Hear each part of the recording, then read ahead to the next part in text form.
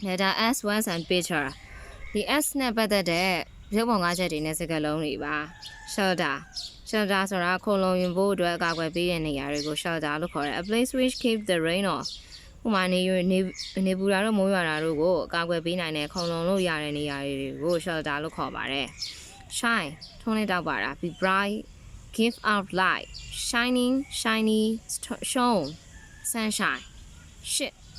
a bit boat လှေကြီးကို ship သင်္ဘောလို့ခေါ်တာ shut boys and men wear shirts ယောက်ျားလေးတွေနဲ့လူကြီးတွေတော်တော်များများဝတ်တဲ့ shirts ကိုဒီ shirts လို့ခေါ်ရဲတဲ့ silver shake လောက်ရှာတယ် because you are cold အေးတဲ့အတွက်ကြောင့်မို့လို့သင်ကတုံရင်ပြီးချမ်းနေတာsilver ကကြတစ်ဆက်တုံနေတဲ့ shivering shock shock ရရွာတယ်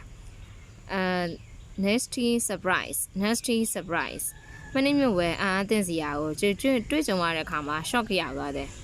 အဲ့ဒါကို shock လို့ခေါ်တယ် a nasty surprise shoe you wear shoe your feet သင်ရဲ့ shop မှာဝတ်ဆင်ထားတဲ့ shoe ဖက်နဲ့တည်း shoe လို့ခေါ်ပါတယ်တဲ့ shone the sun shone all day yesterday နေတော့နေတနေကုန်တာတယ်နေတနေကုန်ပူတယ်ပေါ့ဒါသူက shine ရဲ့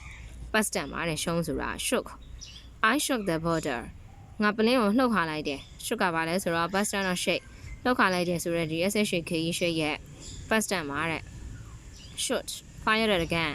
မိပွင့်ထွက်သွားတယ်ဒီတနက်ကနေပြီးတော့မှမီးထွက်သွားတယ်ပေါ့ shooting shoot shop a place where things are sold ပစ္စည်းတွေကိုရောင်းချတဲ့နေရာကို shop လို့ခေါ်တယ် shopkeeper ဈေးဆိုင်ပိုင်ရှင်ဈေးရောင်းသူပေါ့ shopping ထွက်တယ် shore land at the side of water a beach ကမ်းခြေလိုမျိုးကမ်းစပ်လိုမျိုးဒီရေရဲ့ဘေးဘက်မှာရှိတဲ့ကုန်းမြေလေးကို shore လို့ခေါ်ပါတယ်ကမ်းခြေကမ်းစပ် short not long or tall ရှည်လည်းမရှိဘူးမရှိရဘူးဒီမှာ tall ကကြတော့ရအနေမြင်မှာတုံးပြီးတော့လောင်းဝါကြပစ္စည်းမှာတုံးတယ်ရှည်တာပေါ့နော်short ကဒီမှာ anodino နဲ့တွဲလိုက်တဲ့အတွက်ကြောင့်မို့လို့ဖြေဘူးလို့ပြောချင်တာအဲ့တော့ပုတယ်ဆိုတာမရှိတာကိုပြောတာပါတဲ့ short trouser ဒီဘောင်းမီတူလေးတွေပေါ့shorts လို့ခေါ်ပါတယ်တဲ့ short တော့ကြတော့ more auxiliary verb ထဲက short ကံကို short verb ဝင်မိ my mass I should like a new bicycle shorter ပခုံး the joint အဆက် between your arms and body ဒီခန္ဓာကိုယ်နဲ့လက်မောင်းရဲ့ကြားထဲကအဆက်ကိုshorter လို့ခေါ်ပါတယ်တဲ့ shout oral call out speak loudly ကြံလောင်စွာစကားပြောတာကို shout လို့ခေါ်တယ် shouted shouting shover a kind of small space တရွင်းအသေးမျိုးစားလေးကို shovel လို့ခေါ်ပါတယ်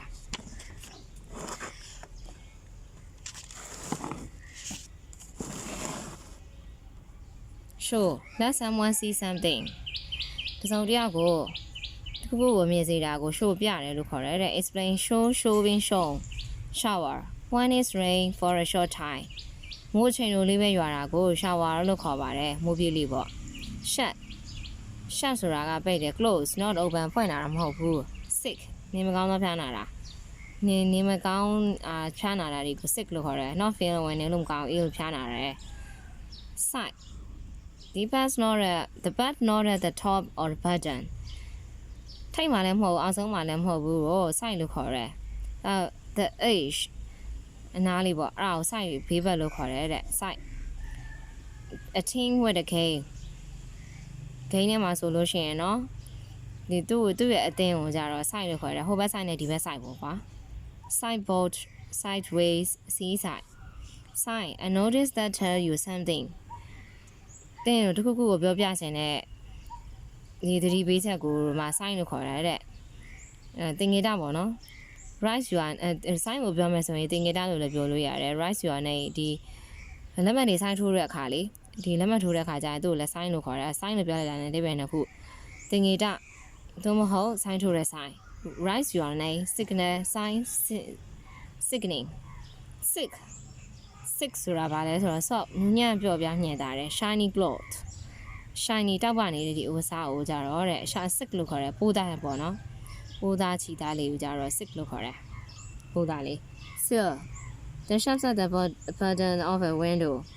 ဒီ brain မောက်ရဲ့အနားဘက်ကအောက်ခြေ brain မောက်ရဲ့အောက်ခြေ chef စင်လေးကိုကြတော့သူ sil brain မောက်ပေါင်အောက်ခြေလို့ခေါ်တယ်တဲ့ brain မောက်အောက်ခြေပေါင်လို့ခေါ်တယ် silly stupid ဘာမျိုးယူသွတာတော်တော်တောင်းတာပေါ့ not clever ထက်မြက်တာမဟုတ်ဘဲနဲ့အဲ sillier silver ဆိုတာတတ်သူတွေမျိုး a shiny metal that costs a lot တော့တောက်ပနေတဲ့တတ်သူတွေမျိုးတော်တော်တော့ပေးရတယ်တဲ့ဒီမှာတော့ငွေတတ်သူပေါ့နော် simple ရိုးရှင်းတာ easy not hard to do တခုခုလုံးဆောင်ရတော့အရင်ခက်ခဲနေဦးလွယ်ကူတာ simple ရိုးရှင်းတယ်လို့ခေါ်တယ် since ကလေးက I have been ill since Monday ငါမတင်နေလာနေကလေးကဖျားနေခဲ့တာsing ဆိုတာကလေးက sing make music with your voice တဲ့အတန်နဲ့ဂီတတွေကိုပြုလုပ်တာကို sing ချင်းဆိုတယ်လို့ခေါ်တယ်တဲ့ sang singing sang sick sing ကကြတော့နင့်မြုပ်တာ a place with the in the kitchen for a washing app နေရာဆိုလို့သူကပစ္စည်းနေနဲ့ပြောရမယ်ဆိုလို့ရှိရင်တော့ဒီလိုမျိုးဖေးစင်လိုမျိုးပေါ့ဖေးစင်လိုကျွေးစလုံးလိုမျိုးပေါ့ sing ဒီမိဖို့ဆောင်နေထဲမှာဆိုလို့ရှိရင်ရေချိုးကန်းနေထဲမှာဆိုလို့ရှိရင်စေးကြောဖို့အတွက်ကိုနေရာတစ်ခုထားရှိပေးတာကို sing လို့ခေါ်တယ်ဒါလေးပေါ့ sing နောက်တစ်ပဲတကူက go down underwater ရေထဲကိုဆင်းသွားမယ် sinking sunk sister a girl who has the same mother and father as you တဲ့လိုပဲတဲ့လိုမျိုးပဲတူညီတဲ့အဖေအမေရှိမယ်ဆိုလို့ရှိရင်တော့သူ့အဲ့မိန်းကလေးကိုတော့ sister ညီမအမလို့ခေါ်ပါတယ် sit you sit on a chair တရားကလေးထိုင်ပေါ်မှာထိုင်နေ sat sitting